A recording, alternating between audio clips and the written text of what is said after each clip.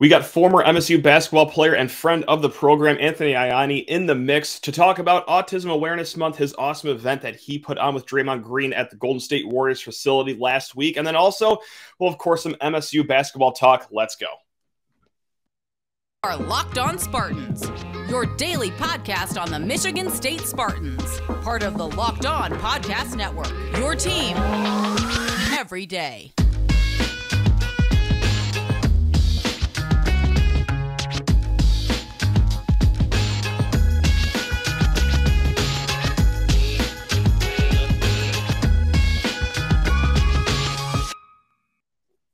Spartan friends, Spartan family, Locked On Spartans listeners, thank you so much for kicking off your day with us here at Locked On Spartans, your team in green and white 5 days a week. If you want some spring game prep, who is visiting this campus, what are we going to be looking for? Talked with Ryan O'Blenis of Spartans Illustrated yesterday. Also, hey, after the spring game bonanza, scrimmage, whatever's going to happen on Saturday, we're going to be overreacting to it, of course, later on this weekend, so keep it tuned to that. But for now, our guy, Anthony Ianni, joins the show, so let's just get to him right now. A Michigan State basketball cult hero. That's right. He is a friend of the podcast, friend in real life, just an all-around fantastic person. What doesn't this man do? He writes books. He motivationally speaks. He's also joining us today on the show. It's Anthony Ianni. Hey, AI, how you doing, man? It has been too long. It is wonderful to see your face. Man, it is always good to see you, man. And yes, you're right. It has been a minute. It's been like, what, 3 months? No, if that's true, then I profusely apologize. It was my birthday. It was my birthday. My God. Yeah, yeah, man, we can't do that anymore. We can't do that. Worst. Wow, if you asked me this morning when's the last time AI was on, I've been like, yeah, like 3-4 weeks ago, maybe. Like, yeah, something like that. Dude, my concept of time is so bruised and battered. Holy smokes. I apologize. Goodness gracious. Wow. I gotta do we're busy these days, man. We're busy. I guess so, man. Well, yeah, speaking of busy, let's just get right to it. You were jet setting over to the other side of this beautiful country that we live in. You were over in Golden State Warrior country with one Draymond Green. It was just a Spartan reunion, but it was a lot more than that. Do you just want to break it all down? What was going on last week? Because this is an awesome event that The Athletic wrote about, and I just can't wait to hear about it from your point of view. Yeah, so it actually all started on, I believe, March 30th. So the Warriors and Draymond, so last year we did like a basketball clinic for kids with autism. So, but this year, Day wanted to switch it up, and so he wanted to take the kids to one of the big museums, kind of like the big sensory museums in downtown, and so that's where they went for the day. And initially, they wanted to fly me out there on the 30th, but the game wouldn't have been till Tuesday, April 4th. I'm like, what am I supposed to do for 5 days? That's a while. That's a while. So I agreed to fly out there on Sunday, and so as soon as we got there, so my girlfriend, who was a Michigan State alum, she's a big Full House girl, and I guess like her childhood dream, was to visit the house itself. So Matt, what do you think the first thing we do after we drop our bags off at the hotel? What's the first thing we do? Straight to the Tanner household. Straight to the Tanner household. So we took an Uber out to the Painted Ladies, then we walked maybe half a mile to the Tanner household, and her trip was made. Like, she didn't care if we went to the Warriors game or anything like that. So, and so the next day we went over to the Chase Center, where I got to tour where they're actually adding a second sensory room in the Chase Center. So they have one on their main concourse level, and then they're adding one in the upper concourse. So they will be one of only of a few, if not maybe the only NBA franchise that has 2 sensory rooms in their arena. Wow. So I got to take apart, like, because it used to be like an old merchandise stand. So they had a gate that lifted up and down from the wall. So I got to take that apart. I got to take like the table apart. It was like a 500-pound marble table I had to take out, which was really cool. So had a little bit of help, of course, but so I got to check that out, and then the next day was the game, and so we got courtside seats, for the game, and I got the fist bump Steph Curry before the game, and so we actually sat at the scores table. It was like the fan experience. Oh, sure, okay. So during the game, like we saw warm ups. Draymond would come by. I would like fist bump him, like the old days. And Steph Curry comes over and he starts stretching on the scores table, and like the fan I am, I was like, Right. Steph Curry's that baby. So I just say, "What up, Steph?" He goes, "Hey, how you doing?" And then my girlfriend talked about just said something to him, and then not even like 30 seconds later, he accidentally bumped the table and spilled her water all over her. And so trip made even more complete. Wow, look at you guys just hanging out with Bob's, hanging out with Uncle Danny at the start, and Uncle Jesse and Joey. Uncle Jesse was there, DJ was there, the whole crew was there, and now we're hanging with Steph Curry. Water on you guys. That's amazing. And Steve awesome. Kerr, he was actually really cool to talk to because he looked at me and he goes, "Hey, how you doing tonight?" I'm like, "Good, coach." I met you in my play to Michigan State. Gotcha. And then where we were sitting at, there was like a giant box of like gum, mints, and like cough drops. So okay, Steve Kerr takes like a stick of gum, puts it in his mouth, looks at us, and goes, "There's plenty to go around if you want some." I'm not kidding. If you want some, what a guy. I kid you not, I took a pack of gum. I took a pack. The hospitality there is second to none. That's like, unbelievable. Like Matt, I tell people seriously, I tell people all the time, the Chase Center is maybe one of the best arenas I've ever been to. Gotcha. It is phenomenal. And then after the hype. It is. So if anybody watching and listening to this ever gets a chance to go to a Warriors game, go to San Francisco, you need to go check out the Chase Center because it's not just the arena, it's just what's outside of it too. It's like it's what the district of Detroit should be. That's the best example I could get. And so then after the game, we did a little talk session with parents and kids on the spectrum, took pictures and whatnot. And so that was a lot of fun. And of course, Draymond took us out to dinner afterwards. So it was really great to see him. I know that, we had some really good conversations and flew back the next day and got back at 12:45. I got zero sleep that night. Like I literally first time I pulled an all-nighter maybe since college. Hey, welcome back. Welcome back. I know. And then, but you know what, Matt? It was just awesome. And I know like what Draymond has done for the autism community, for those families, for those kids, because a lot of those kids are big basketball fans, especially as you know in that area. It's there's one basketball team in that area. It's the Golden State Warriors. And a good one. Yeah. A very good one. And if you think about it, no offense to the Lakers, because historically they're great, but like if you look at like the last 10 years, it's been the Golden State Warriors. They have been the team that's been the best one in the state of California. So these kids like look up to those guys. And Draymond is one of those guys who everybody kind of looks at and goes, all right, he's the bad boy of the NBA. Right. He's the Bill Laimbeer, Rick Mahorn, like bad boy era. Like, but what he does for that community now. And like, of course, it took me years to like finally like get in his ear and be like, hey, let's do this. And then last year he was like, all right, let's do it.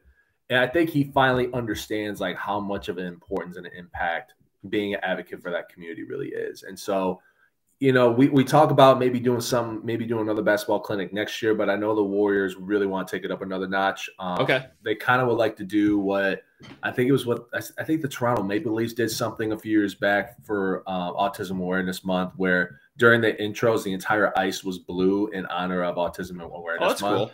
Yeah. So I was like, well, that's perfect if you guys could do that because the Warriors are blue and gold, so it's perfect. So they really want to take this up a notch, and as long as Draymond is around, he really wants to take it up another notch as well. So it was a fun trip. I never have any complaints. I mean, any chance you get to go out there, stay on East Coast time, and watch the sunrise on the Bay Bridge. I got to do that again this year, and it was just, as always, it's an amazing experience. I mean, city of San Francisco, I got nothing but good things to say about it, and of course, shout out to Uncle Danny. Shout out to Uncle Jesse and Uncle Joey. One time. That's right.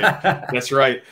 Be right back with our guy AI in a hot second, but first need to talk your ear off about Built Bar. That's right, Built Bar. Are you looking for a delicious snack but don't want all the sugar and calories? And folks, you need to try the best tasting protein bar in the land. We are talking Built.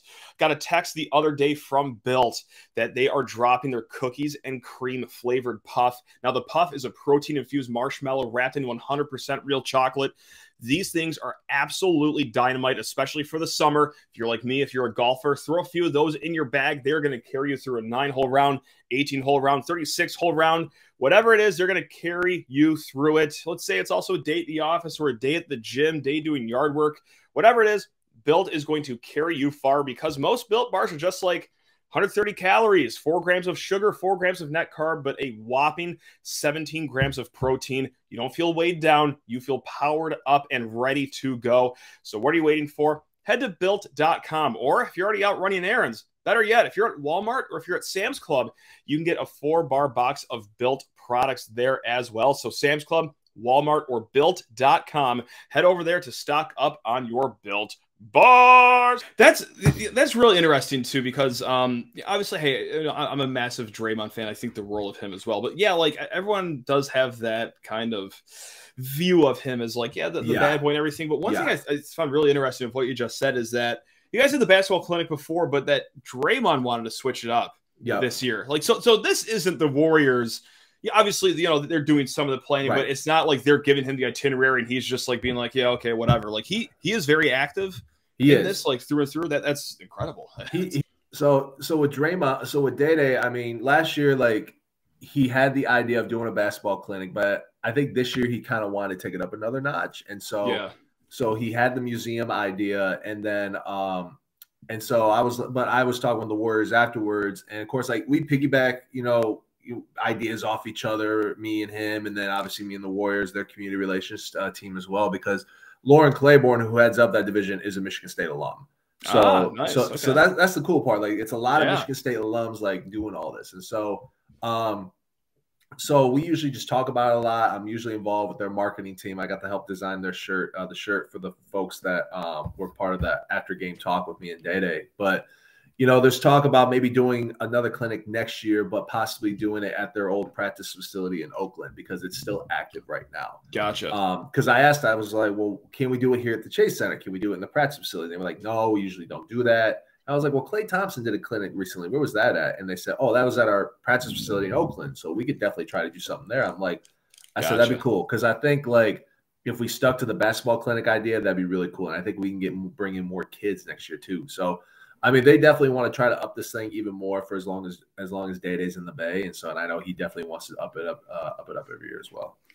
That's awesome. And like, obviously, you've shared this story, whether it be in your book, whether it be on this podcast, but just like kind of the origin of the relationship, not just like with you and Day-Day, but also Draymond knowing that you were diagnosed with autism as well.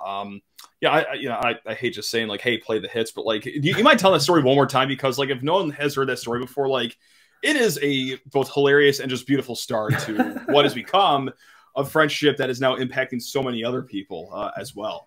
So let me first start off by saying that me and Day-Day actually go way back since high school. Got it. Okay. We played AU together. We played against each other a couple times. Gotcha. He has said he's beat me, and I'm like, nah, it's usually the other way around. But anyway, so this would have been, I think, going into my redshirt junior year, or it was in the spring toward the end. Yeah, it was the summer of my redshirt junior year. So we do a we do something called a VO2 test, where if you're incoming freshman, incoming transfer, they basically test your blood sugar, they test your endurance levels, they put you on this treadmill hooked up to a machine, see how long you can go. That sounds terrible. That sounds awful. Man, I had to do it twice. I had to do it as a freshman at Grand Valley State and as a transfer at Michigan State. I'm like, I hate this. Like, it's the most pointless thing ever. And like, they put you on this weighted, like, no weight machine to see how much body fat you have. I'm like, what is this gonna do? Like, come on now. Yeah. So we had our incoming freshmen do it. So this would have been like AP, Keith Appling, Alex Garner, Russell Bird, that class. And so they had to do it that day on a Thursday. And then Draymond says to me, hey, just let you know, I talked to Coach Izzo yesterday. He said he wants you to do the VO2 workout. He wanted me to deliver the news to you personally. And in my head, I'm thinking, well, this has to be true. This has to be true. Because, because Day-Day and Coach Izzo are like this, man. They're like tight. And I'm like, okay. And so, but the whole time he kept going on and on and on and on and on, like really pushing my buttons by, to the point where I got so annoyed that finally, I think it was like Austin Thorne and Corey Lucius came up to me and said, hey, like, it's just kidding, right? You don't have to really take the VO2 test. And I about lost my mind. So I went over to him. We got face to face, and he flat out shouted out in front of the entire team, like, if you can't take a joke, like, don't be on the team.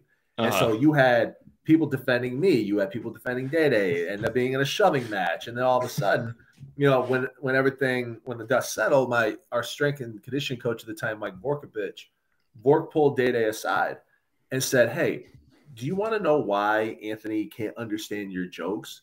It's because he's autistic. He has autism. And I know Draymond's reaction was like, okay, so he's got autism, like no big deal. But Vork was like, no, like here's why he can't understand you, because he's very black and white. You know, he doesn't understand your jokes. Like he thinks you're picking on him. So Derek Nix, God love him. Yeah, he walks past, overhears the conversation, and goes, well, I don't see what the big deal is. You know, if AI's artistic, you know, I'm artistic too. And Vork immediately just whips his neck around, looks at Nix and goes, what did you just say? And Nix goes, well, artistic, that's what you said, right? And Vork just goes, he goes, autism, buddy, not art, where you have crayons and paintbrushes and you're doing art. But at that time, Matt, like that was as funny and as humorous that story ends up being. Yeah, right. It goes to show you how very little my teammates knew about autism. And the only guys on the team at the time that really knew that about me were Austin Thornton, because AT and I have known each other for it'll be 20 years next year, because we played AU together in high school. So Austin knew. Mike Keebler had an idea because we were high school teammates together. Gotcha. But he really didn't quite understand it as well. But you know, when Day-Day heard about it, he immediately walked up to me the next workout and goes, "Hey, like, why didn't you tell me all this?" And I was just like, "Well, I didn't know how you were gonna react. I thought you were gonna be like everybody else that I do in my life who found out and treated me completely differently." And so, but he was just like, "Hey, man, like, you know, kudos to you, because look how far you have come in your life despite being diagnosed with this." And so that day, like, he'll tell you this, I'll tell you this, Vork will tell you this.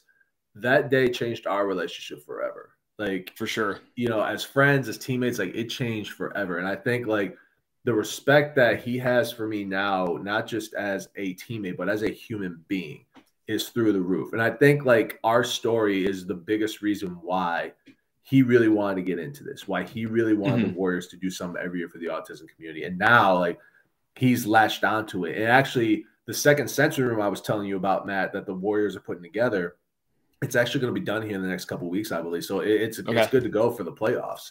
Awesome. As from what I was told, Draymond is donating for that room.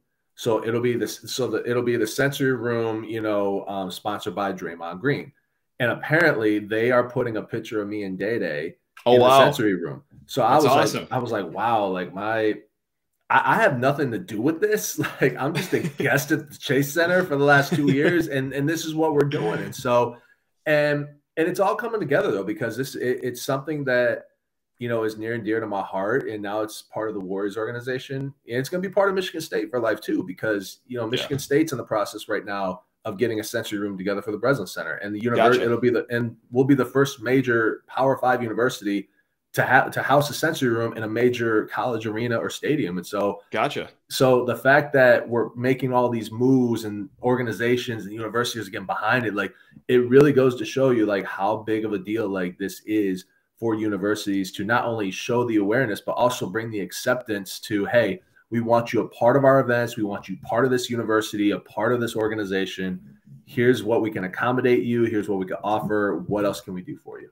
That's awesome. It's just like when it, you know, to bring, you know, this conversation full circle, to go back to the event that you were at last week, like what is your favorite moment of that event other than getting doused with water by Steph Curry? Like when you were at like the autism awareness, like events, is it just like the interaction that you get with the kids and the parents, or is it something that happened that was different last week, or obviously, Matt, I mean, the biggest thing that, and you know this, the biggest thing I love about my job as a speaker is just seeing the smiles that you put on kids' faces, and just the conversations you have with the parents who go through it on a daily basis, like mine went through with me, and just like hearing their stories and giving them feedback and advice. Like that's the biggest thing that I love about doing these events with the Warriors every year. And I think Draymond said it best last year, because after we did the basketball clinic, we were going back to his condo.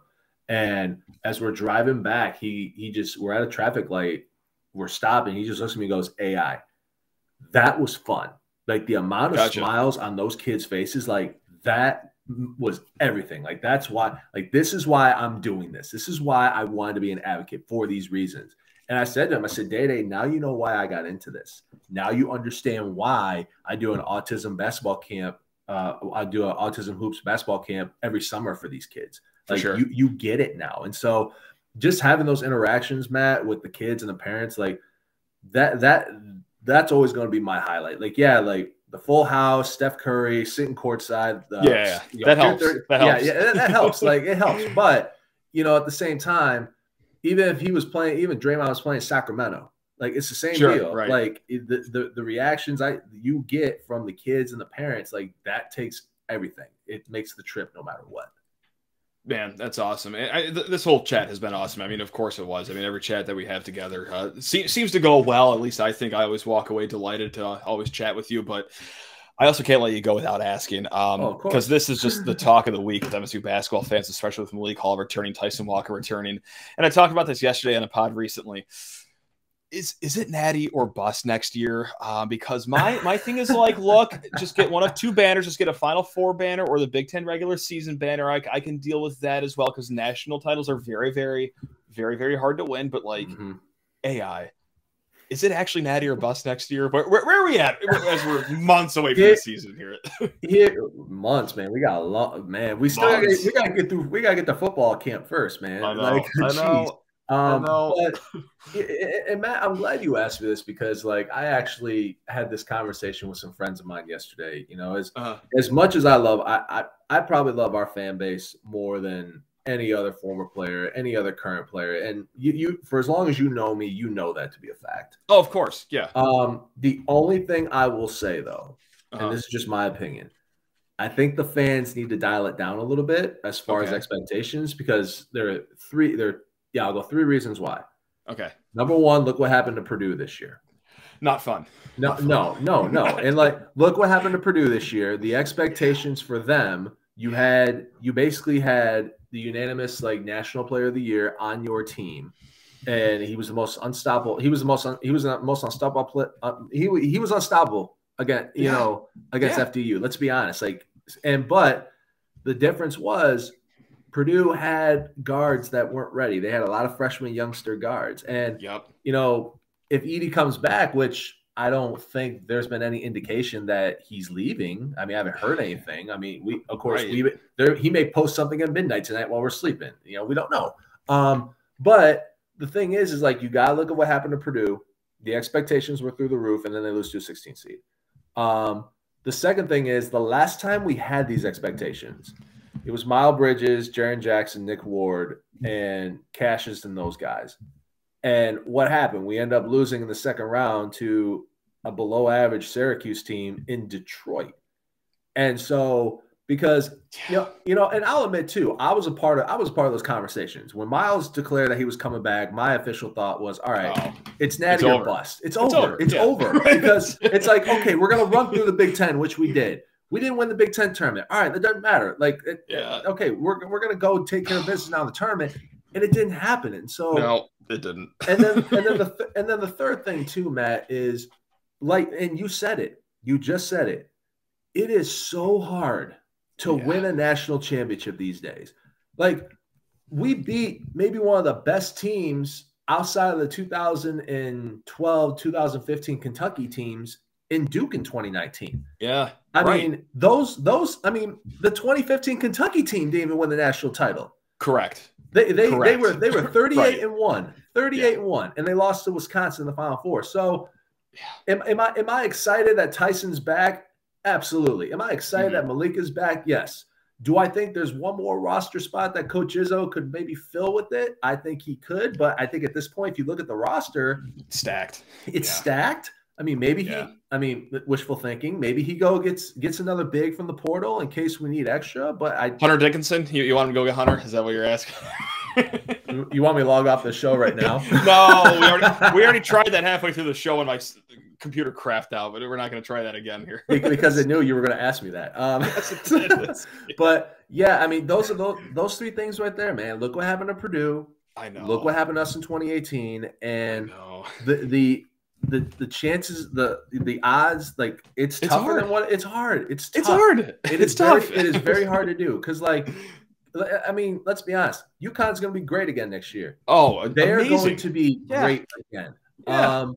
You know, I don't give them a lot of credit, but Florida Atlantic's not losing anybody. They're going to run through their conference, and they'll be fine. Duke is going to be a machine next year. Kentucky will be good. Kansas they're will be up there. Good. Houston's fine. Houston's good. Like, and that's the thing. Like, it'll be us and Purdue. It'll be us and Purdue for the Big Ten title. And the question is, can you win in West Lafayette, which we haven't won there in like over a decade? So it's been a minute. It's been a while. It has been. So again, I am super excited for what is to come next year for Michigan State basketball. You know, they should be top 5, top 4 in the country next year. Yeah. But at the same time, let's dial it down a little bit. Let's see what these young freshmen can do first, because Xavier Booker's got to put on weight. He's got to play defense. Yeah. Jeremy Fears, I'm excited for him.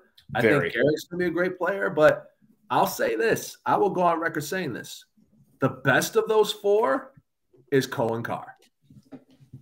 I don't hate that at all. Especially for instant impact, I don't hate that at all. Oh yeah, no. So I was telling one of my buddies, I said, if that kid doesn't come in next year and get at least 3 offensive rebounds a game, and he comes down with it and flushes out somebody, I said, we're doing something wrong. So he's here for it. He's built for it. Oh, he is. And you know what? He can shoot it too. In the games I've seen him play, he can shoot it. I hope so. So you know what? I love our confidence. I love where we're heading next year as a team, as a program. But again, my message to the fans, let's not do natty or bust, because that's going to put it on those guys. It's going to, and then when it comes tournament time, it's like, I know. Go. But then, because Matt, say this happens. Say we get the 1 seed, right? Yeah, right. And say we end up being in the Sweet 16 in Detroit. Detroit. I know. I mean, this whole state will lose their mind. But at the same time, you know, I'm playing the what if game here. I'm always a what if guy. Yeah. What if you get to that point and then you lay an egg? Right. And then the fan base comes back around and goes, well, it was a bust, right? But it's like, again, us as fans, us as alums, I'm not going to put that on that team. They are, because they already know in their head, hey, we got the team to do it.